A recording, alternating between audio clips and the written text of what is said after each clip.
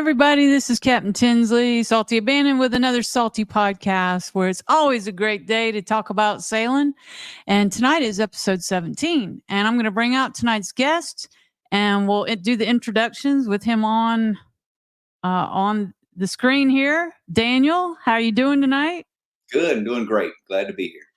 All right. So this is Daniel Snap with La Bella Vita, which is an Island Packet 349. It's a 2020 Island Packet 349. So now you're practically a neighbor of mine. You're just down the coast here on the Gulf Coast, a fellow Gulf Coaster, a fellow Northern Gulf Coaster, right? At Panama City. Yep, Panama City downtown is where we keep the boat. A little marina called Bristol Harbor Marina. It's right by the drawbridge, right off St. Andrews Bay. Yeah, I was just looking at the location of that, and I used to stay before Michael at the Panama City Marina, the municipal marina, which is no longer, sadly. And I didn't know there was anything behind that. I never went back there. There's a drawbridge there. Yeah, there's a little channel that goes in. There's a drawbridge, tarpon dock. I think it's a seafood / fish house is right there, and you got the drawbridge. You go into the drawbridge, and we're about 6 or 7 slips in on the left. So let me just show it real quick. So here we have. There you go.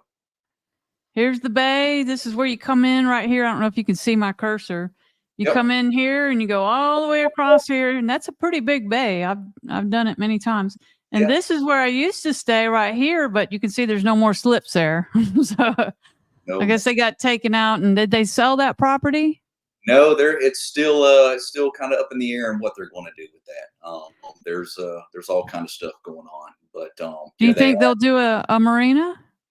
I don't know. That's the $1 million question. You get that answer, and a lot of people in Panama City would be glad to hear it. We do still have a boat ramp there.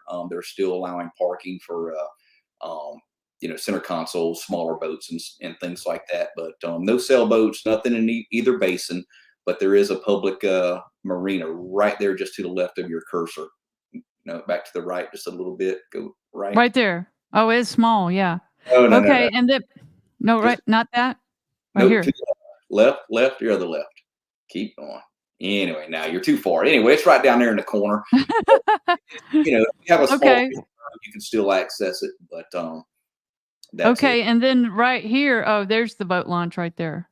Yep. Okay. All right, and then here's the drawbridge. Yep. And here it is. I never knew anything was back there. That's pretty cool. Yeah. So that looks like a nice protected area. It is. It is very protected. Okay, cool. So let's first talk about your boat. Tell us about the boat. Well, the boat is a 2020 Island Packet Yacht 349, new generation. And they changed it up with new owners on Island Packet. Let's see, they introduced this particular boat, a 349, back in 2018. And 2018? 2018 is when they built the first one. And it won, of course, all the awards, just like Island Packets do, normally. And they didn't really change a whole lot as far as the meat and potatoes of the boat, but they did make some really good changes, and I love it. It's been a dream of mine for 25, 30 years. First time I stepped on an Island Packet down at the Tampa St. Beat Strictly Sail Show back in, I think it was early 90s. Yeah. Oh, wow.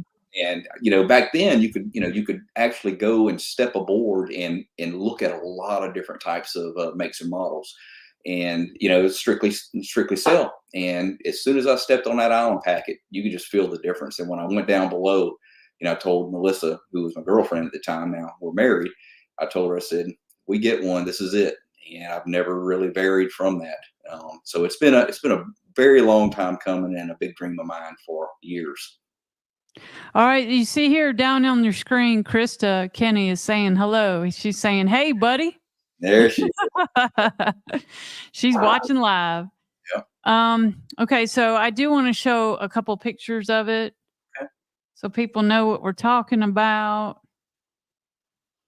All right, let's go back here to the boat.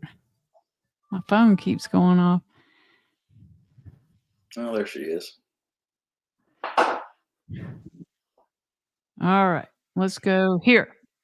So that this is your slideshow on your sailing, your charter sailing website, Emerald Coast Sailing Excursions. And what's really cool about you guys is you charter your boat. So Yep. people hire you to take them out on the boat in Panama City. Can you tell us a little bit about that? Yeah. Well, we started the business about 2 years ago, and I also run a fishing business here locally. So I love to share the outdoor experience, especially here locally with people, visitors from literally we've had them from Ireland, Italy, as far as the sailing, and we started about 2 years. Stay fairly busy and as busy as we want to be, and other than that, we love to showcase the boat. The other nice thing about our particular business here, and having a working relationship with Island Packet Yachts, the anytime Daryl, who owns Island Packet, Daryl and Leslie, anytime that someone is interested in an Island Packet, specifically the 349, they may or may not have a boat available to show down there. So, it's I'm a phone call away, and he knows, Daryl knows that if there's anybody who's looking or wants to see a boat with all the accessories and stuff on it, ours is set up very nicely. He calls, and anybody's welcome to come up and tour the boat. We'll take them out sailing. I've had numerous people on it crawling all through it, looking in, all the little cubbies under all the hatches. And it's fun. It's fun for me, the pride of ownership, having an Island Packet. That's one of the things everybody talks about. And they're not kidding. And you've probably experienced it out, hitting marinas all over the place. People always come out and want to see it. And I tell you, the new generation Island Packets, everywhere we went, especially in the Bahamas last year, we were there for 3 months. Everywhere we went, people who knew Island Packet wanted a tour. So we had to keep the boat. I mean, it didn't look like we were going to board it for 3 months because we were doing tours just about everywhere we stopped, and it was a lot of fun. But pride of ownership of having an Island Packet is, I mean, it's really It'd be nice. hard to switch to something else now because I've had two, and whether it was the 27 or the 320, even the small ones get attention in a marina. And I'm talking about people on big yachts. Oh yeah, They love it. I mean, look at Krista and Kenny. Krista, Kenny, and they were, Bill. They were on, what were they on? A Leopard 44, which is. I never saw that boat. We didn't know them then. We only met them after the 380. And we met them. Bill was looking at my boat, the 320, and wow. And now so on a 52. Yeah. Or 480. 485. Yeah, so it does happen a lot when I go into a marina because I go, all along the west coast of Florida, the Gulf Coast, down to the Keys, and I even took 27 over to the Bahamas. It always gets attention, so it is kind of fun. It is, absolutely. So yeah, I highly recommend anybody that wants to try out. And you told me a story briefly about a guy who contacted you and said he had never been on an Island Packet, and he contacted you for a charter. Yep. And tell me about that experience. That actually happens quite often, believe it or not.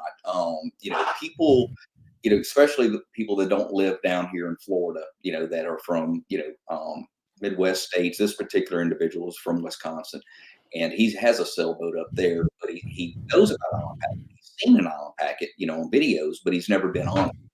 And that happens a lot where people will call, you've got people that's never sailed, you've got people just looking for a new experience, family, and then you have people that know Island Packet Yachts, but's never had an opportunity to get on one. And, and all of a sudden they see one for charter, and which makes it even better. I make sure I let them know that, our particular boat is hull number 11.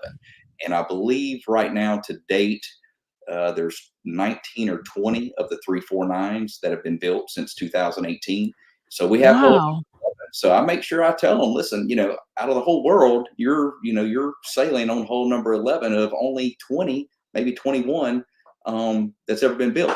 Now it's not to take anything away from the older Island Packets, because I love them all, but I'm pretty proud of our boat and what we've done with her and how she turned out, once we had her made.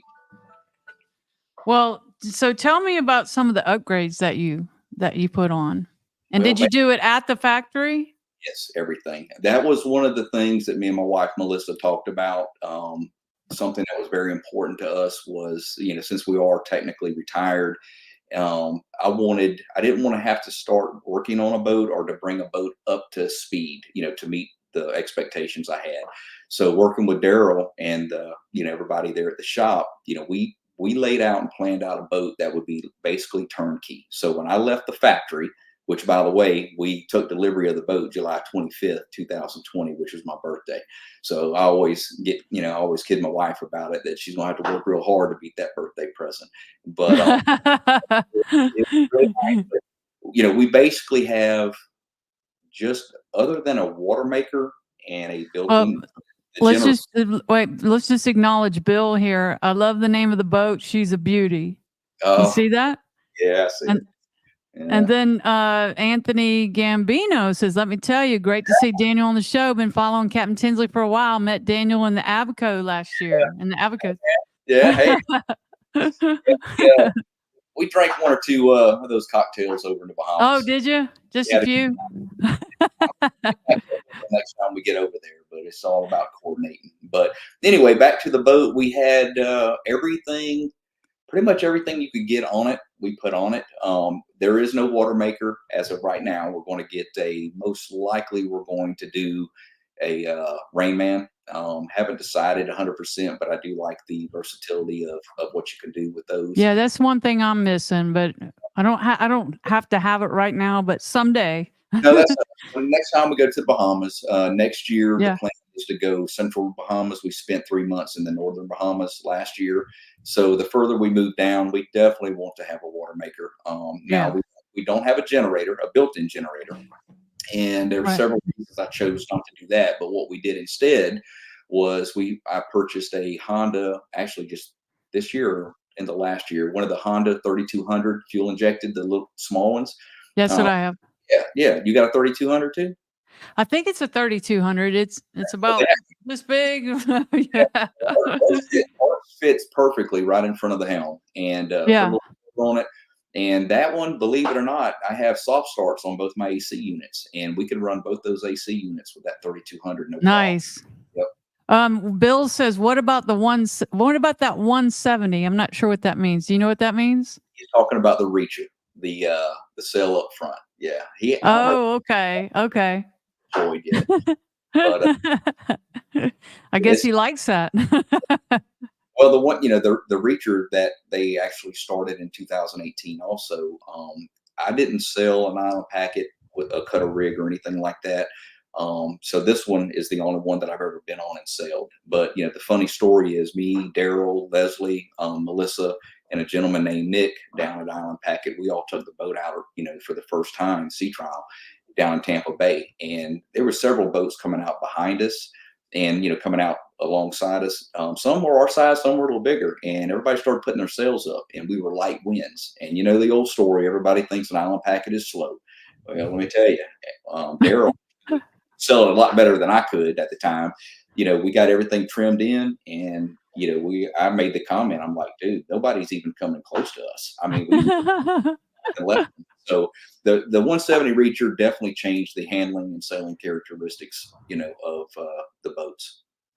Okay. Thanks for bringing that up, Bill. Thank you. Yeah, Keep those comments coming. Everybody, please comment. It only works in Facebook and YouTube. So we want to see those comments. So tell me what else. So what kind of batteries do you have? Did you get lithium? What'd you do? No, we I'm still not 100% on lithium yet. We I have, got them. do you? Yeah. I'll have to talk afterwards then to get Yeah. I know a bunch of people that have them. Actually, a friend of mine, him and his wife are down in Tampa, and I don't remember what whole number they bought. They have a 349. It was one of the few used ones that hit the market, and they purchased it. And he just recently upgraded to. He went away from the 6 AGM 125s that he had. That's from the factory. That's what I have. And he went with 4 of the lithium, changed out the inverter and all. Spent a lot of money. I think in the long run, he's definitely going to get his money worth out of it, I hope. but he's also trying to run a lot of things, off a battery, and but I have, to answer your question, I have the six 125 AGMs, house batteries from Island Packet, one Okay. dedicated 125 for the cranking, and then one 120 Right. for the bow thruster. So, Oh, we got a question here from Brian Atlas Harrelson. Do oh yeah, you do overnight sail excursions? good question, Brian. No, we don't with the business, but we have stayed out overnight with friends on numerous occasions Okay. here locally, but we don't currently do any overnight charters. Okay. All right. So solar power. Good question. We had a 375 that was put in from the factory, or when we took delivery of the boat, and that's when we were talking about doing single-handed sailing and stuff. When we got back from the Bahamas in April of last year, in May, around May 13th or so, I loaded up and went back down to Tampa, and You had got the another one. huh? No, what? You got Yeah, another panel. and, I have two. and, I have two on my boat. Two 375s. yep. Well, I have two 405s, is what I put out. Oh, Yeah. you, So, you tossed the 375. here's the deal: the 375 met all of our power needs over in the Yeah. Bahamas. Okay, so I really shouldn't. I'm not knocking it, but I figured, well, heck, if a 375 was good, two 405s have got to be a little bit better. Well, of course. When I went down to Tampa, I got with Yacht Riggers right there out of St. Pete Yeah, area. yeah. That's who did mine. Yep, and so All my stuff, my lithium batteries, everything. that's They're it. going to That's be on the podcast, by the way. are they? Yeah, I would Hmm. definitely recommend them. We did a lot of not nothing was wrong, but I did a bottom job down there. We put the solar panels on. Basically, I was just tweaking some things that we wanted Right. to work on. But yeah, those guys did a great job for me. I was happy with everything, and right now, we've got two 405s, so we'll see how that goes the next Oh time. my gosh. Shout out to Mike Wack. He made a comment here. He's local. He lives in Orange Beach. He has an Island Packet. Is it 29, Mike? We both had to replace our boats at the same time after Sally. So I got the 320 and he got the 29. Okay. We both had 27s and then Sally changed that. Yeah, How that I go? remember watching you on your YouTube channels back when you had the 27. I haven't Yeah. seen a whole lot of after you got your new one, but I don't do a whole lot of TV or radio, so I'm always out on the water. So I have to Oh, take okay. the boat. Well, welcome to the podcast. Yeah, you told me that you used to watch my videos when I had the 27. That was pretty cool. Okay, so we have another question. Nancy Kenny, do you do fishing, sailing charters, or are they different things? Good question, Nancy. Thanks for the question. I do the fishing. I have another fishing business. A little bit about myself because we kind of missed that.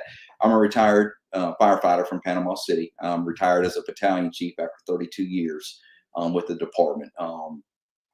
I started a fishing charter business back in '09. It's called grassyflatscharters.com.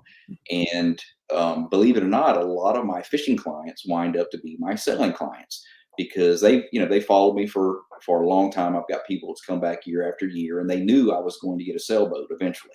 And Yeah. especially the guys that I see two or three times a year. And it's just worked out great because I'll fish with them in the mornings, and then they wind up and they bring out their family and stuff in the afternoon. Sometimes the same Oh, day that's cool.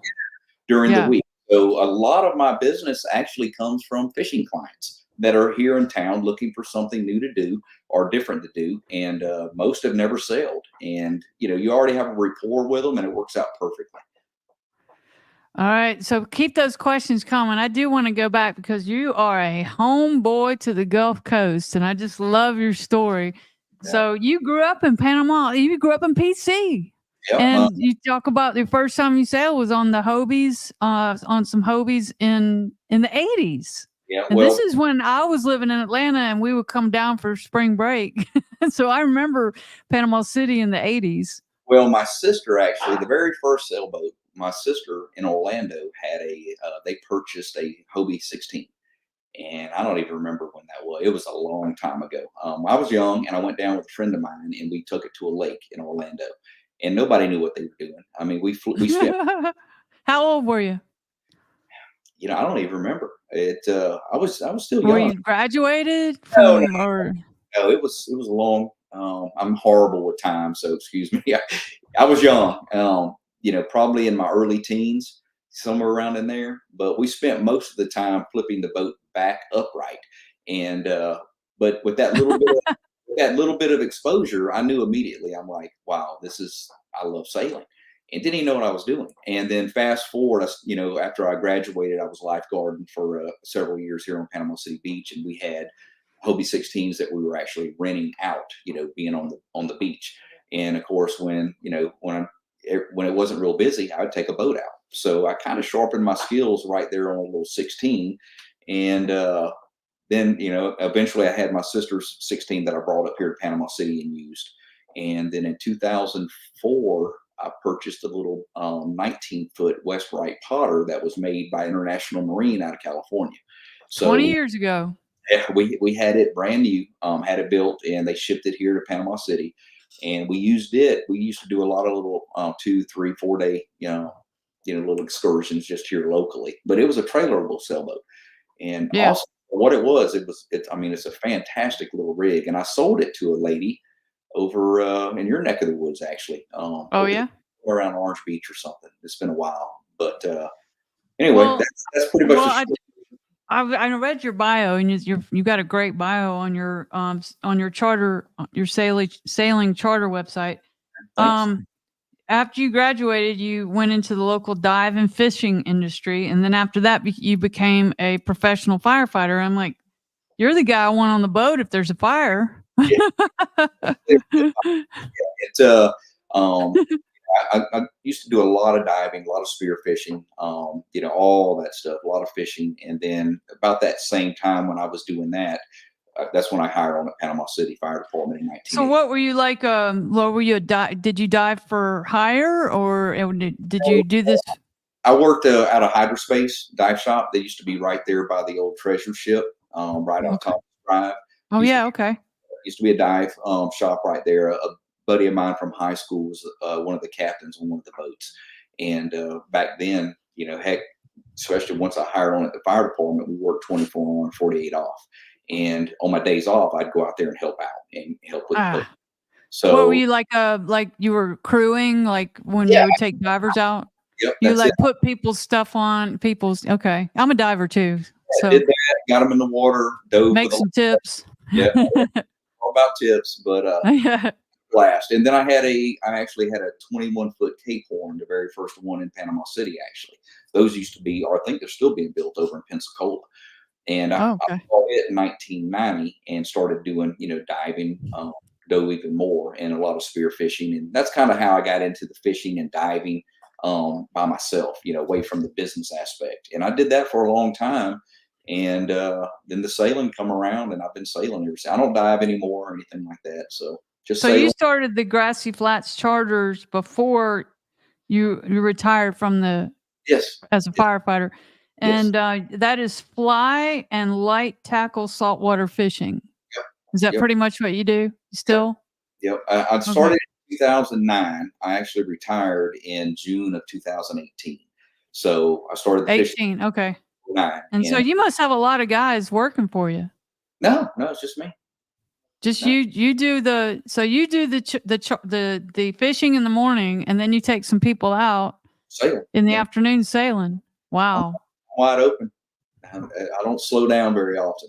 So Okay, and Bill has another question. uh, And so does Mike Wack. Mike, I'm gonna address your question here shortly. We're still doing a little bit of background, but I know that in your bio you said you do some deliveries. You have done deliveries, and so Bill must know the answer to this one. Do you have any experience doing deliveries? Any funny stories?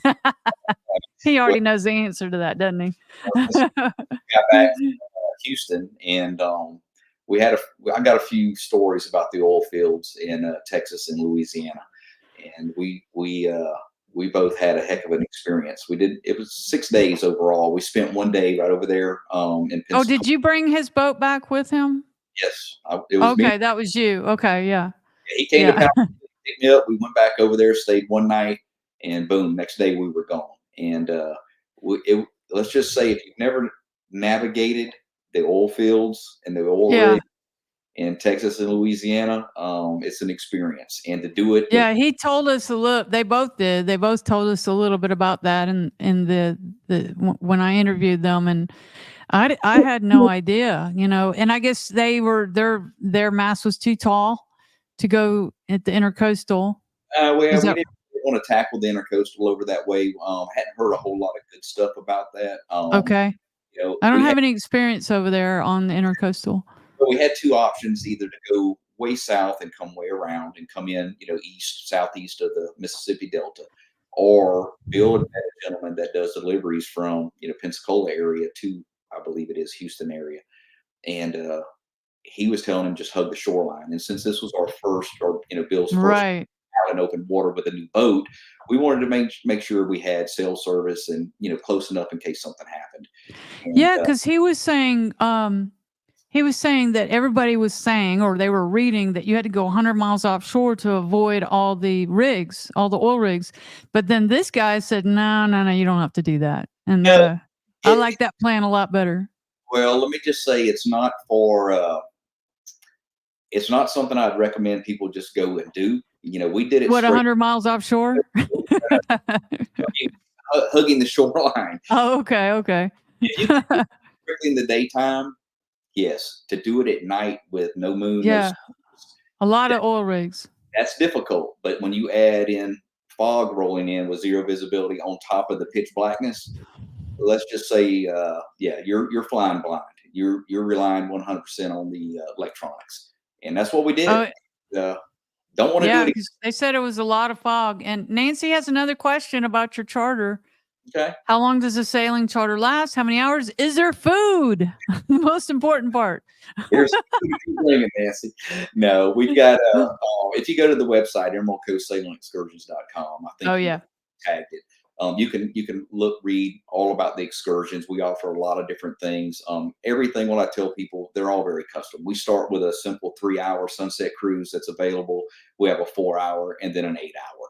And but if that doesn't fit people's schedule, because my wife and I, we are the owners and operators of it. We can pretty much cater to just about anything that someone wants. Awesome. Food. We have my wife's niece here, Tana, locally. She does I know I'm going to butcher this word, charcuterie board, I think. Yeah. Yeah. She does, I know yes, what you mean. Yeah. fantastic boards for us when people want something like that. But usually everybody brings their own snacks and what they want to drink. And Okay. And we've got it scrolling across the bottom of the screen, emeraldcoastsailingexcursions.com.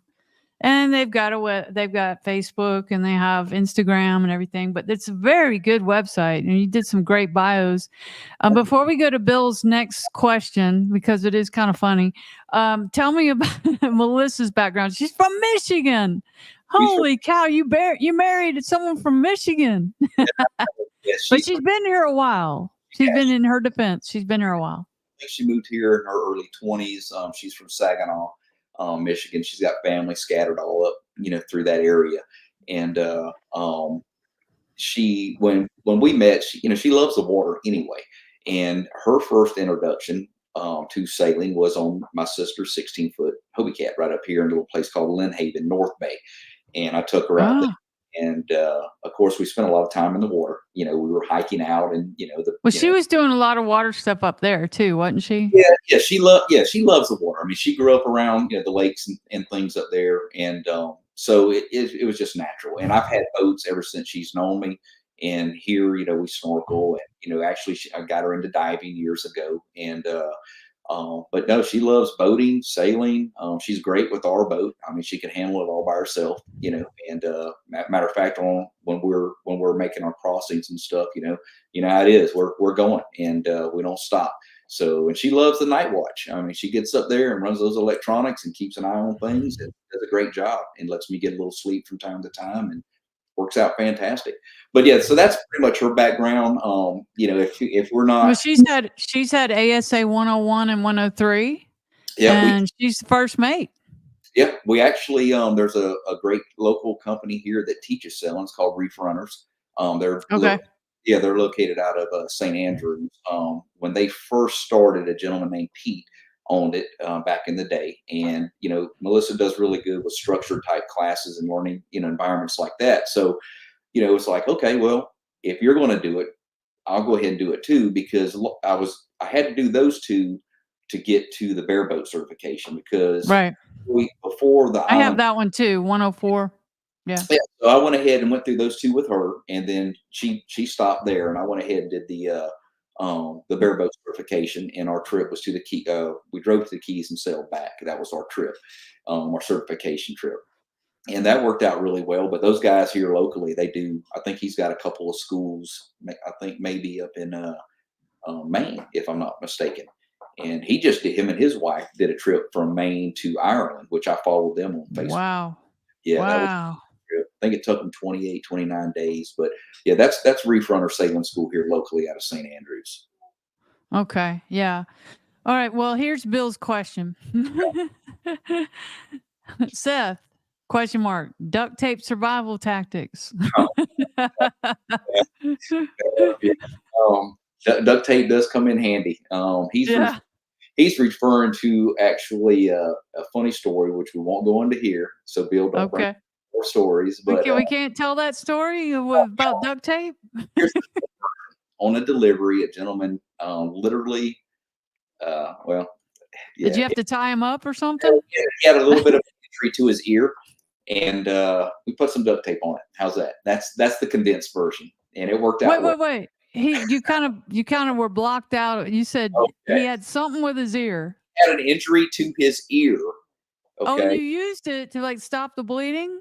Well, yeah, you could say that. So yeah, that's what we did. Oh, it was ripped off or something? No, it wasn't ripped off. That would have been Gorilla Tape you needed for that instead of duct tape. Oh, okay. But that's what he's referring to. We had a little bit of an injury, and we were able to basically use duct tape as a makeshift compression. Well, it's also good if a pirate comes on the boat, you can tie them up with duct tape. You can wrap their. I won't be tying anybody up, but that's a whole other story. Okay. All right, Bill, you need to give us some more questions. So she took to the sailing, no problems there. And you both love it. Yeah, both love it. She'll That's take. very unusual. Because I sail by myself because my husband's not in love with it like I am. He comes with me some, but I'll meet guys on boats all the way down to the Keys that are by themselves, and they're just hoping they can meet some girl that's going to sail with them. But so many of them don't want to do it. So you were a lucky guy. Oh, I'm lucky. There's no doubt. She'll tell you that. But we got a great relationship on and off the water. But luckily for me, she does love the water. Everything that I've always done, whether it's be fishing, the diving, snorkeling, she's right there. So look, she just commented. Did she? I'm watching, and yes, I love sailing. Melissa, shout out to Melissa. But no, she loves it. And like I said, she can handle the boat. And my sister, who lives in Orlando, has a place up here too. She spends a lot of time on the boat with us also. And she actually has her captain's license she got a couple years ago. And so there she is. Yeah. Look at her. She looks happy. She is Look happy. at you. You look happy too. Look at that beautiful. Hey, you're on an island packet, sailing around Right. Andrews Bay and Panama City. Well, I mean, it's pretty nice. Look how perfect that boat is. I mean, and then I wanted to show this this video here, this reel. Well, that's Look Bill's. That's Bill's boat. That's the 485. Of course it is. Okay, I see. Let's see. Okay, let's see if I can get the other one. All right.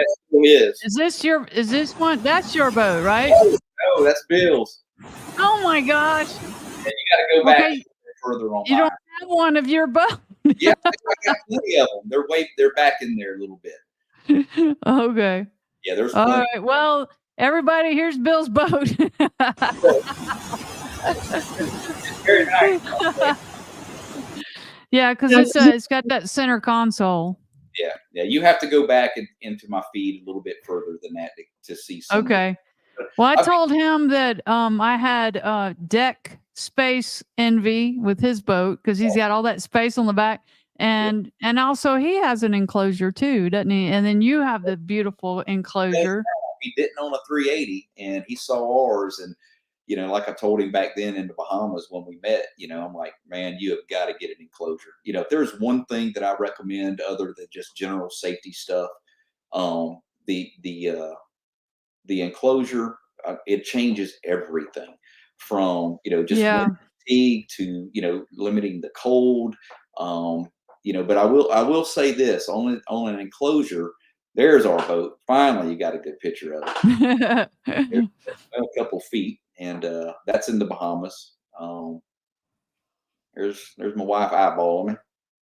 The boat is just so perfect. Yeah. Oh, it's beautiful. I mean, I love it. And that's the nice thing about it. When people come down, I tell them, listen, you're gonna, the people who are chartering, I said, you're gonna love the boat, and especially there, that right there is in the intercoastal, right, just before you get Yeah. the Appalach. Okay. Oh yeah. Okay. I've been there. Yep. And Now, I think there's a picture in this slideshow here that shows the enclosure, but I'm sure there is. I mean, it's beautiful. I have a partial, like I have those windows in the front and then on the side, but not all the way around.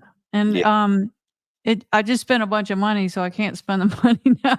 It yeah, costs money to make those things. yeah. Oh, yeah. It is not cheap, but that's what I tell people. If you're prioritizing, Yeah. if you really want to sell your boat, sail it around, all year and not be bundled up like an Eskimo, the enclosure is the way to go. Because I was telling you earlier, we cruise our waterway here off the beach with northeast winds in the wintertime, and the beach is just slick glass. We've got 10, 15 knots coming across the dunes, and we'll get out there in about 10, 12 foot of water and just cruise east and west. The enclosure Yeah. is 360. It's literally like having a Florida room. It gives you a completely separate living space. When we went to the I Bahamas, want it. it worked out. It worked out fantastic. I'm And coveting it. Anybody out there want to give me a discount on the rest of my enclosure? Saltyabandon@gmail.com. Brian Atlas Harrelson says, "What's the best part about sailing?" But Melissa already answered it. Brian, mm, taking friends and sharing our love of the water and sailing, especially when they bring the entertainment. What well, does that mean? she's referring to Brian because Brian and Nancy is Bill's sister, and they are a local band here, which is a whole. Oh, The name of their band is called Salt Rock or PC PCB. I'm thinking Fire Department. PCB. Yep. Yeah. If you go to them on Facebook, but yeah, Salt Rock, and they're a local band. You have all your fans on here tonight. Yeah, But we got about 19 people watching right now. well, that's who Brian is, and that's who Nancy is. But when we all went out, we took both our boats a couple weeks ago, and out here to Shell Island. And of course, those guys don't ever go anywhere without a guitar or something. So we had live Yeah. music on the boat. So that's what they're referring to. We had So a ball. he says, Jeff Lindler says, what Dan is not telling you is that he covets Bill's boat. Yeah, that's the gentleman I was telling you about. That's down south in Tampa area with the Yeah, other. I know him. Yeah, he's an awesome guy. That's an awesome couple. So, but okay. Anybody else got anything? We were having fun with your comments. Let's see. Most memorable moment from sailing. Oh gosh. Does it count injuries or good times? No, 'Cause well, I have. What's the scariest moment? But that doesn't really tell. nah, Okay, wait. Bill says, tell him about the night vision game changer. Oh yeah, you were talking about that. I've been wanting to get one of those, and I looked at them online. I never made the purchase.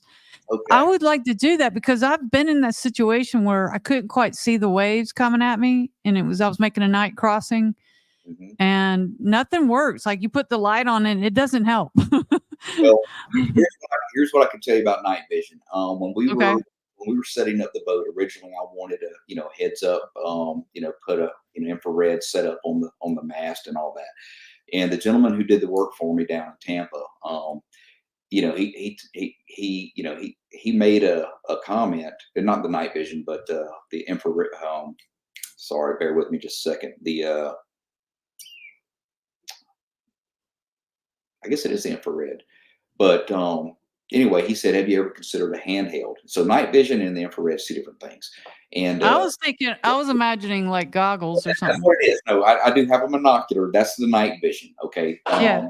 So there's two different things, and I'll tell you about both because I think if you're going to invest in safety equipment, these two things are definitely the way to go. The night vision, what I one of the big reasons there is, and this worked out.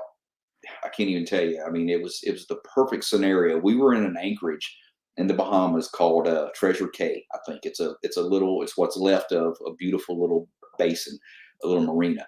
And I knew a storm was coming, and we went up into this little area, and it was small, but it wasn't real small.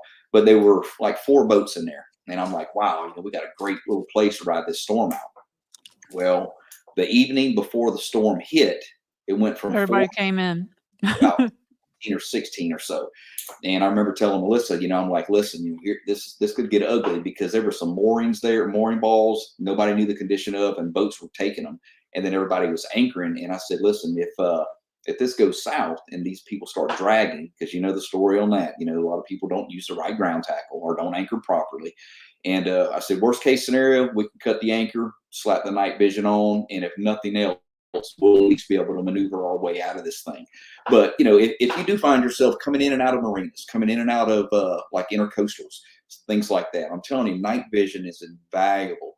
If nothing else, your stress level just goes right down. Now, night vision. With that being said, the infrared going with that, I chose a handheld unit from West Marine, and it's one of their higher end units. It's not the base model, but the reason why the handheld made so much sense, like if I jumped on your boat, I could bring it.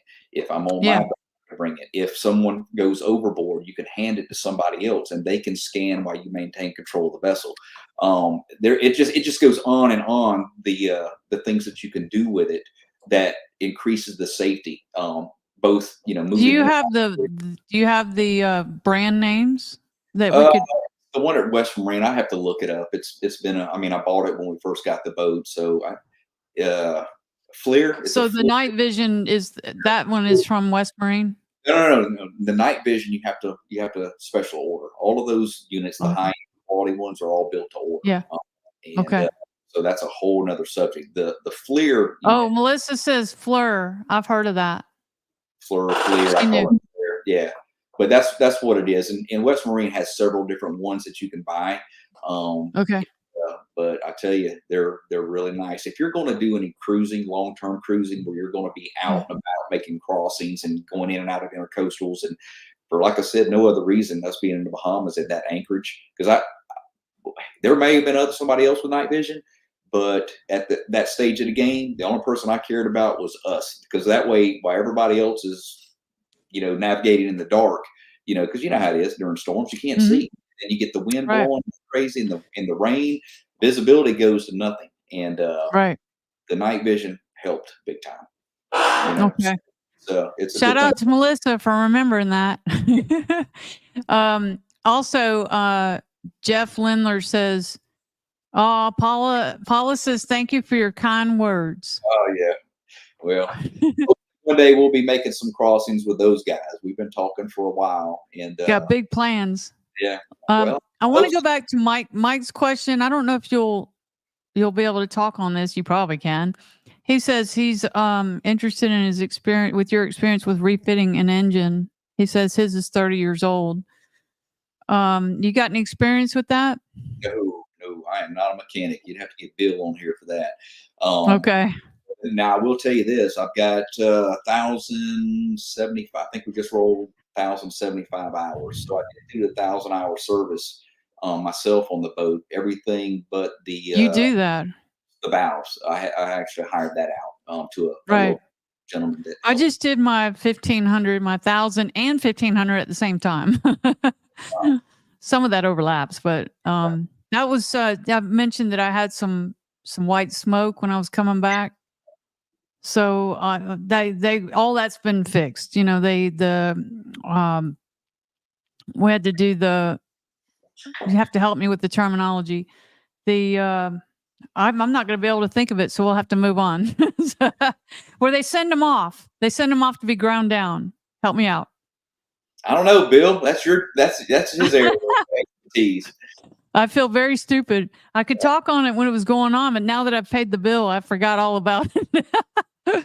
Well, anyway, all that is fixed now. I don't have any more smoke. I don't have no more. All the RPMs are good and everything. So boat's going faster. But okay, so the most memorable moment. Let's go back to that. I don't even. If I had to just pick one, because I mean, we have a blast just about every time. Injectors. Thank you, Anthony. Injectors. Okay. That's They right. had to be. Yeah, he's like, yeah. So yeah, I've got two people that I can call if I need help on things. So, but love those guys. They're so expensive, but my gosh, they come when I call and they fix things. So I would say probably most memorable, if I had to just pick one, is probably the delivery, or when we actually got underway, was sailing under the bridge there at Tampa, fixing to hit the Gulf. Because it was the accumulation of basically 30 plus years of everything coming together. We made several trips down to the factory. Daryl was awesome down there. Nick, they took care of us. We'd get up from here, 1:32 in the morning, drive down, be there shortly after opening. We would take a look at things, and then we'd eat lunch and drive back home. And we did several trips like that. One of the main reasons was the custom enclosure that we have.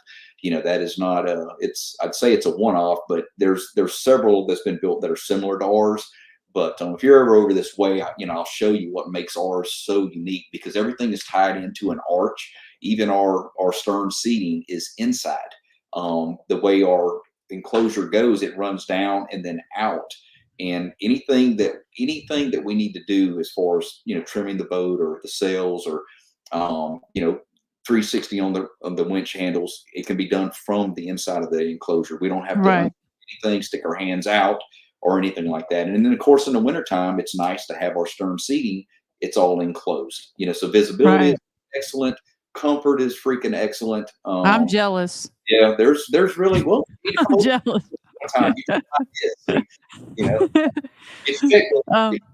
They're not giving them away, but no, they're not.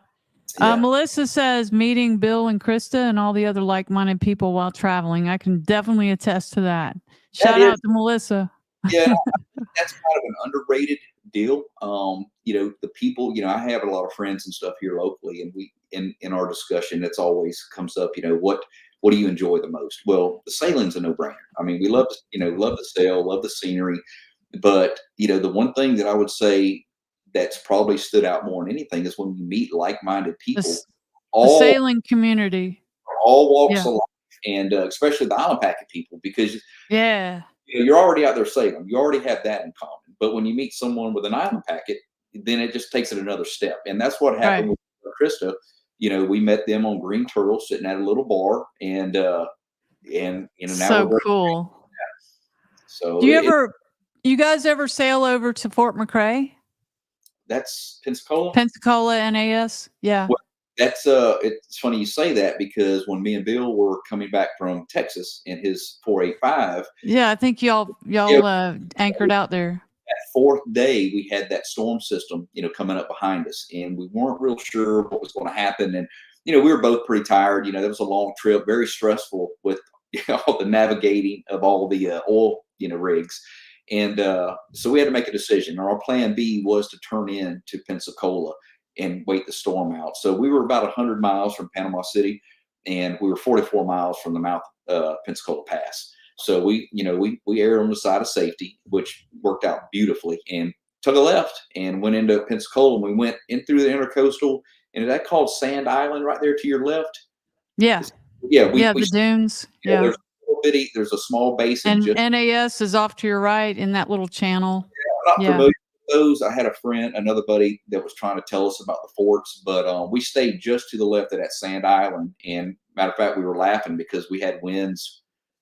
I don't know, they were excess of 30 Yeah, knots. I believe. he was saying they were like 30 plus, and it was just as calm as can be in that big old boat. Sitting there, having a cocktail or two or three, and yeah, we just sit Well, there and enjoy the day. And we the actually, reason I ask is because there was another guy that I interviewed with an Island Packet. He's in Gulf Breeze, and when my boat was out of boat prison, which it is now. We're gonna organize a gathering of all the local Island Packet people and do like our own rendezvous there, yep, mini there's boo or whatever it's called. another guy we met. Actually, met him in Venice. Him and his wife had dinner with him. His name's Chuck. I can't remember his last name. Chuck Howard, that's Yeah, him. Chuck Howard. He's in Gulf Breeze. 446, 46, Uh, 4, something like that. I'm getting them all confused now. Was it like a three? No, it's a center cockpit. I mean, a 445 or something. A 445. Something Yeah, like, 445 is the center console, right? I believe There's so. like a 440 and a 445. The difference is the center Anyway, if Chuck's listening, sorry. But yeah, is that a trip y'all would make? Because it's about 3 or 4 hours for me, depending on the weather. Is that a So it's to, west, that's all west of not to Pensacola. Gulf Breeze, but to Fort McRae? What the area you're talking about? I mean, it's 100 miles from here. So, I mean, we could get over there, no problem. I All mean, right, we're gonna hold you to it. yeah. We've got a lot of Island Packets on the northern Gulf Coast, so you know we could have a nice little gathering over there. And Well, there's several right here in my local area. We've got a beautiful one. I think it's 44 foot F, 40, 42 maybe. It's right across the basin from me. But I bet you we probably got 5 or 6 Island Packets running around here just locally. No yeah, 349s though. no We don't what? no 349s, no new generation Island Packets. Oh, they're rare. Yeah, I saw one I think I went to the 2019 Annapolis show, and they had one there. Yeah. No, or was it there, or was it in St. Pete? I went to one in St. It was new, so it must have been 2018 when I went to the St. Petersburg It show. might, it might have been both. I know Yeah, right now they're currently making the 349, the 439. If you haven't seen it, oh my God, don't go look at the videos because it'll make you want to get your checkbook out. And I actually got on my first one when I had the boat up on the hard down in Tampa doing the bottom job and getting the solar panels done. And there was one there that they had done was doing some hurricane damage work. And one of the gentlemen from Island Packet came up, and I was able to, because I wanted to see one in the water. They had one, I don't remember the marina, but where they actually commissioned all of their boats. And I didn't have time, but that other one was literally right in front of my boat. So I jumped on it and looked at it, and it's gorgeous. I mean, it is a very, very pretty boat. Lots of room. Yeah, it's nice. But so they make those yeah, two models. They've got a motor sailor that's coming out hopefully within the next year. And yeah. I had Bill Bolin on here. You know him, I don't Bill know Bolin? him. I know who he is. I've never met him though. Yeah. So yeah. Oh yeah. And Jeff is saying, okay. Well, Nancy says we need Billy Kenny and Krista Kenny to come back to the Gulf Coast permanently. And Jeff Lindler, I think IP Leslie has rescheduled the rendezvous for June 15th. And yes, I spoke with Leslie. She's going to come on the podcast. And she was saying, you have to come. So I'm going to try to get down there for that. But we'll have something before then, just a casual get together over here. If you guys can make it, that would be awesome. Yeah, we're good. We're good for anything. The biggest thing on my schedule this time of the year, things are getting really, really busy. So it's hard to, kind of get away. So it's like when we go to the Bahamas, we want to leave in the, towards the end of the year. Last year we left on the 5th of January, and we actually returned on April 5th. So we were gone 3 months. Wow. Had a beautiful crossing from here. I mean, the weather was just gorgeous. We hit the weather windows perfectly, and you couldn't ask for better. Went down under a full moon, came up under a full moon. And from Marathon straight through, we made 2 quick fuel stops, one in Venice, one in Carabel. Didn't really need the Carabel one, but we went ahead and did it just for the heck of it. But 72 hours, Sure. what it took us. We're motor sailing the whole time too. So you went from Carabel to Venice.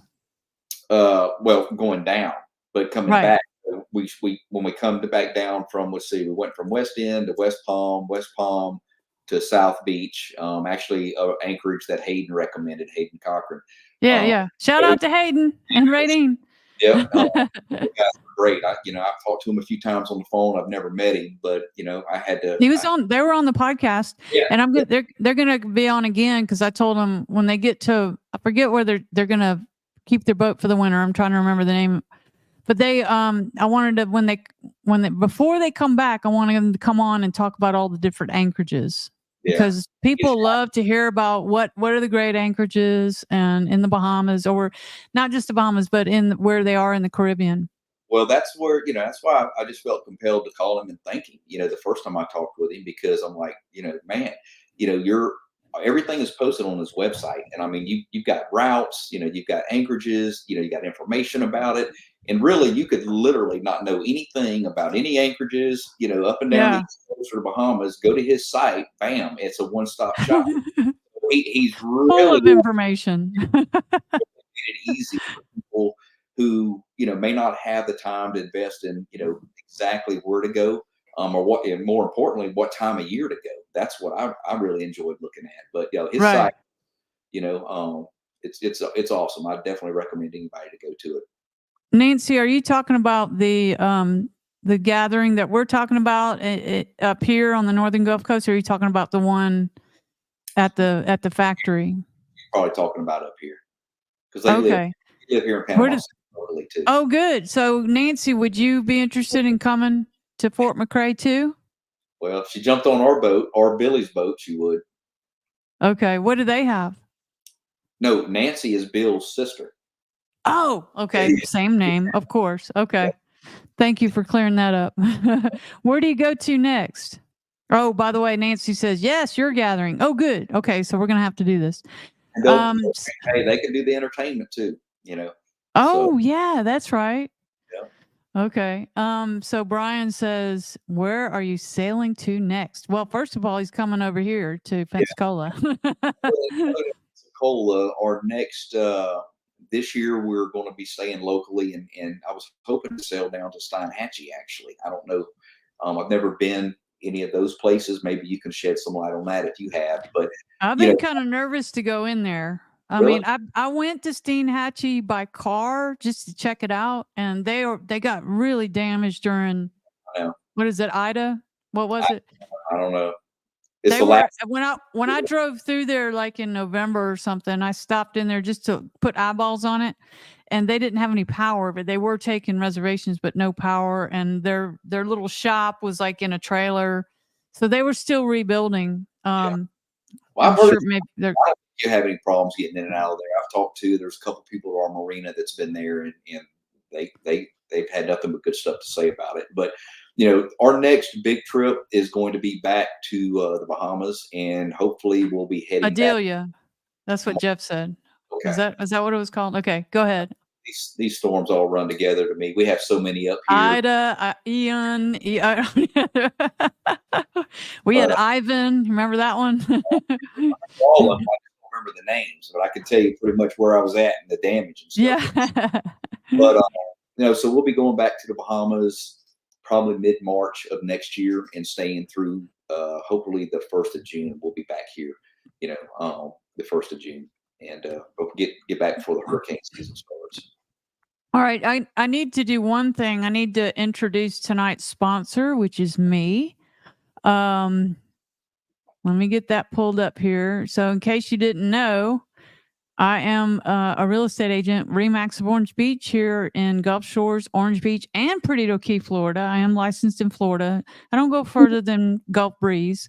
But my name is Tinsley Myrick, and there's the info. And also, I just started with a colleague of mine, the Getting Beachy Real Estate Lifestyle podcast. So if you enjoy this podcast, please tune in on Thursday night at 6 p.m., the same time, and learn about some real estate in this area.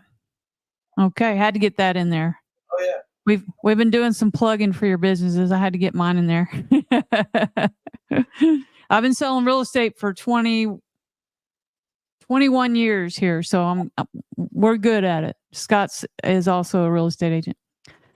So, but anyway, so you're thinking about going down in a year from now. Well, yeah, next March. Yep, yep. In Okay. 2025. That's the plan.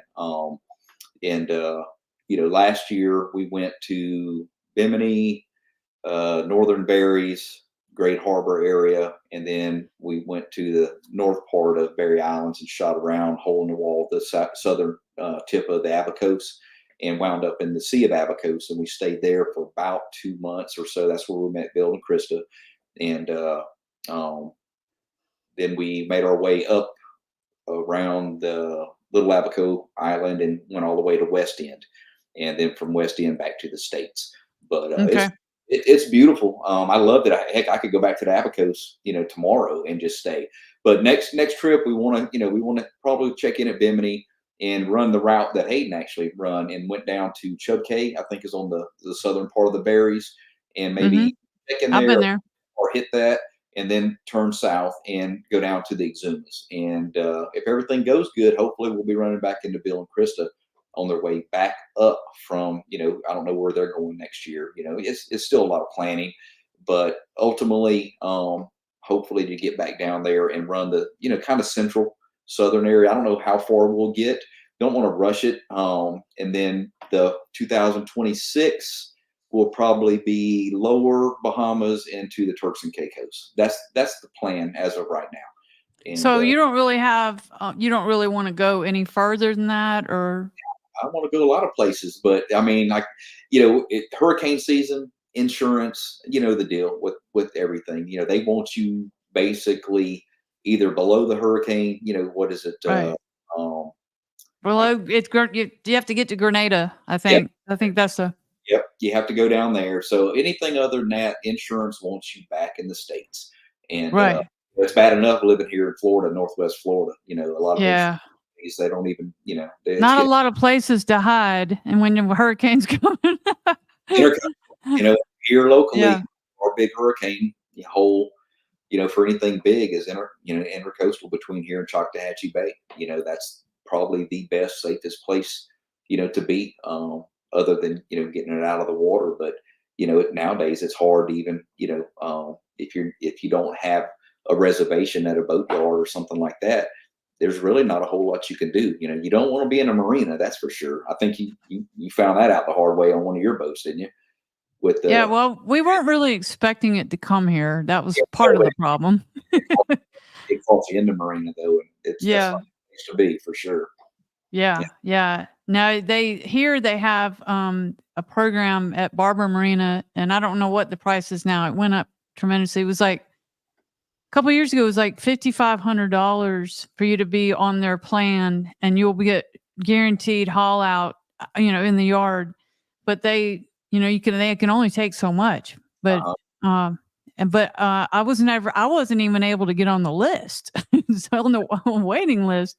I'm on. So it's difficult, Yeah. And and it's hard. there's no guarantee with that either. I mean, if a Cat 5 Right. comes through like Michael did, there's It'll knock you off the stands. yeah, oh yeah, well, all of the boat yards here that had boats, up on the hard, during Michael, most of them were damaged or most of them were destroyed. So there's not a whole lot of places. You either need to leave or be, like I said, in the intercoastal. That's going to be your best protection. But Yeah, leaving, of course, the problem with leaving. If you go west, if you you get could out, change directions. that's right. You just don't never know which way on the Gulf Coast it's going. So that's why we're very fortunate here locally to have an area where we can go. And if you're going to ride one out, that's about the safe. Well, it is the safest place to be, because there was nothing here in Panama City that I don't think any boats anchored out in the open or even in the bay systems. There might have been a handful of them that survived with no damage or very little, but most everything was sunk, damaged, flipped upside down. And the deal with the marinas, they break loose as a group. That's what happened in our little marina. There's some boats in that basin back to the I guess it'd be the west or northwest of where my boat's at. They would have rode it out, believe it or not. But the boats in the marina across the way, broke loose or literally pulled the, I don't know exactly what happened, but anyway, they all came over and they just all started crushing each other. So Well, at Barber, they're on the intercoastal, so they're, you'd think they were protected, but the floating docks, they were yeah, all the boats and the docks were in a pile. no, if you get And a big, that's on the intercoastal, if you you get a big know.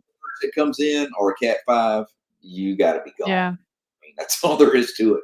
I mean, it So was a high too, but yeah, the waves, even from the intercoastal, not even near a pass. Or if you look at a map where Barber Marina is, but there's kind of a wide opening there, and they just, I don't know. They were all in a big pile. yeah. So familiar. Well, oh, does it fill? Okay. Look, does the intercoastal fill up, or is there enough room to anchor there during a storm? How far in advance do you leave? Do you stay with the boat? Man, look at Um, Nancy with all these good questions. Yeah. So here there's a couple places you can go that are off the intercoastal, and the best thing to do, I understand, I didn't do this. Well, I did do it once in Pirates Cove, is to tie off to some trees and hope that not a lot of people come back there. You know, tie up in the middle and have tied off to the trees. Yeah. I know a guy went back there and didn't do that, and he ended up sailing in the woods. That's what he said. To answer So, her question, it's not going to fill up. You're going to have quite a bit of traffic back in there. I talked to some people that actually rode Hurricane Michael out. But if wow. you remember correctly, the Hathaway Bridge that divides Panama City Beach. It was literally like a wall. I mean, Hurricane Michael came in everything to the west of Panama City across the bridge. Even though they sustained high winds and some local damage around Grand Lagoon area with the boathouses and stuff, other than that, it was like night and day. You come east into Panama City, it looked like a bomb went off. You go across the Yeah. bridge, and it looked like just a bad thunderstorm with some high winds. Power outage, a couple of signs down, but that was it. And of course, the intercoastal is west of the bridge. So even though they wrote out well, I'll put it like this: everybody I spoke to said they survived it. They never want to experience it again. And that was in the protection of the intercoastal that was actually just to the You west. talking about back there close to Fort Walton? You No, talking about? um, you know, No, that's near Destin. I'm sorry. you have, Are you West, talking about close? I'm sorry. Go ahead. you have West Bay, which is right there to the east of Yeah, I've Panama. been through there. You got Okay. West, and then the intercoastal that zigzags all the way to Choctawhatchee Bay, which is the Yeah. next system to the west of us. So that's the intercoastal. And the nice thing about ours here, you've got sand, or not sand, but sand and wooded sides that go up 50, 60 foot high. So you can tuck in behind those and anchor up in that channel, and be as protected as you're going to be. I mean, there is no other place to go. I'm talking big storm. I'm not talking about a Cat 1 or something like that. I'm talking about a major, storm. If you go to, okay, hold on a second. There you go. There's West Bay, and go to the left. There's the entrance right there. Now, from there all the way to the next bay system, which is Choctawhatchee, that's the Yep. Yep, So this is where everybody goes. that's it. That's it. All up in here. Yeah, that's a good place to go. Well, I'm telling you, it's the only place. Now, this last storm that came through that hit Perry and stuff over there, I Uh actually huh. I actually left the day before it was supposed to hit, and I took the boat all the way to that next bay, which is Choctawhatchee, and I anchored up in the you see that bridge right there, 331 bridge, Yeah. right there. And if you go north, just keep going straight up. I anchored literally right up there, and I stayed there, and I never saw over 10 knots of wind. Not in You there. went back in here, back No, in no, right there by the bridge to the right left. there by the bridge. Yep, pretty close to the bridge. I anchored up right there in about 10 foot of water. And Seems like it'd be exposed. no, no, no, no, Look, no, not look not at from all that wind that can come in there. the way it was. But I never saw. Luckily, that storm turned east and went over towards Perry, so I had clear skies. I never saw over 10 knots of wind. And What about this Jolly Bay? I don't know how shallow it is, I but didn't go up in there. I don't know. I haven't explored that area enough to know. It looked real shallow on Navionics to me, but yeah. you know, I Well, I wouldn't. used to come through here when I had my 27. Now there's a couple bridges here that are kind of too low for me. So, No, not but what about this bridge? Can you get under that one? yeah. The only bridge. What's your mass height? 48. Oh no, no, you can get under all these bridges. The Really? Yeah, the DuPont Bridge, which goes from Panama City or Parker on to keep going to the right there, that goes over to Tyndall Air Force Base. Um, that bridge I can't get under. You know, Yeah. we're Yeah, about I remember. we're about 54 foot with antennas, so I'm landlocked between that bridge and the Destin Bridge, and so we have to go outside. Yeah, so the Destin Bridge, I can't get. I mean, it's 50 foot, but that's just too close for comfort. I believe this one's 50 foot too, right? I'm not sure what it is. All I know is I can't get under it. So, I'm not going to try it. People's like, "Oh, you can do it." No, not going to try it. But that's good to know I can get under this one. oh yeah, yeah, Hathaway Bridge is fine. Okay. Yeah, last time I came through, I stayed at Treasure So, Island, and they got trashed in that winter storm. yeah. The building here got pretty trashed, and I Yeah. was just there. Well, you know, So a lot of those buildings just got took quite a hit from this last tornado that came through. Also, the one that came through, I don't know how many months ago, but well, I think that's what I'm talking about. Is it was like early January or something, right? that was probably it. Yeah, Okay, we'll go with one more question here from Brian. okay. What's the most important lessons you've learned since becoming a sailor? Ooh, good question. Probably trust your That gut. is a good question. Probably trust your gut, which I do anyway. And humility. Yeah. Nature is a beast. What is it? And don't be scared to reef. Put the reefs in. Reef And early. yeah, and Reef yeah, early. that's the thing. I think it's a guy thing. You know that we kind of wait. The one thing I can say about Melissa, she won't hesitate Ah, to say, "Oh, we better put a reef in this thing," and that is a result of me being, let's just say, when we left the Berries and we was heading to the southern you got part. that 170 on there. You probably have to be Oh, no, no, careful with that thing. that one there, we don't fly that in anything up much over 12 knots. Yeah, that's I a got it. performance lightweight sail. Yeah, you'll blow it out. But we had a little bit of an issue en route to the southern port where the wind completely changed on us. Beautiful night. Radar was showing clear. You could see forever at night. Full moon. It was just gorgeous. And I was actually out on the deck videoing. And let's just say the wind and the temperature dropped out. It went from 0 to 60, not 60 mile an hour, but I mean, it went from beautiful sailing to about 30 plus knots in probably less than a minute. And Wow. yeah, it's not that Wow. it's not that I learned not to have full sail up at night. Let's just say I was reminded not to do full sail at night, and so we got everything down. Thank goodness, no damage to the boat, nothing damaged but my ego after that, and we motored all the way around to our first little place that we were able to stop. And that was a long trip. That was probably our most um, that was the roughest one, the roughest part Missy's been on or Melissa's been on. And I wouldn't want to do that again. And you know, it was because, like I said, you get a little complacent. You're enjoying the moment, and I knew better. And I'm not scared to share that with people because if you sail long enough, you're going to do some stupid stuff. And trust me, I've done my share of it. Luckily, I have a few probably scars and bruises and stuff to show, but luckily we've never damaged the boat. The boat's always taken care of us. And another reason to own an island packet, very forgiving for stupid things that sailors do sometimes. And we've always come out ahead. But I Well, have been. Anthony Gambino says being humble is God's grace. That Yeah, is a fact. Thank you, Anthony. Yeah, absolutely.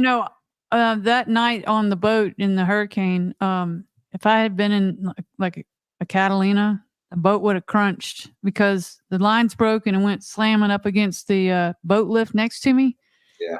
A regular boat just wouldn't have held up. It would have just crunched. So That was a lesson. You got to get off the boat if it does come to you. If the storm does come. I just didn't want to leave it. I was so sad that the boat was, Oh yeah, but absolutely. I can't even imagine. I mean, that devastate me. Knowing knowing what I had to do, the sacrifices we've had to make, the hoops we had to jump through in order to get this boat. You know, if something happened to it, that would really be a devastating blow. But like I said, it was a pleasure working with Daryl at Island Packet. I mean, that was just a blessing. shout out to the Island Packet Factory, Daryl and Leslie. Absolutely, man. I mean, it was basically treating us like family. We went down and everything he said he would do, he did. I have no problems. I mean, it was a fantastic experience for us, and that's a big purchase, a really big purchase. And so I was nervous, and but Daryl, he was always there with some comforting words, and because we had to jump through all the red tape and the hoops, to get this thing financed and get everything done. And well, when Leslie comes on, you and Melissa will have to come on and do some harassing commenting. they don't hear stuff from me. Bring all your fans with you. You got a lot of fans here. Well, we've been on for about an hour 16, so we should probably end this now. Thank you so much, Daniel. We're going to have you back, and we definitely got to do the gathering over at Fort McRae. That's what the locals call it, Fort McRae. Yeah, and we'd love to. And we'll do a podcast or something. Live music from Salt Rock. So yeah. And I'll make a trip over there so we can have Salt Rock on there. I'll make a trip over there, and maybe we'll have one over there too. Yeah, absolutely. So what we say here on Salty Abandon is Salty Abandon out.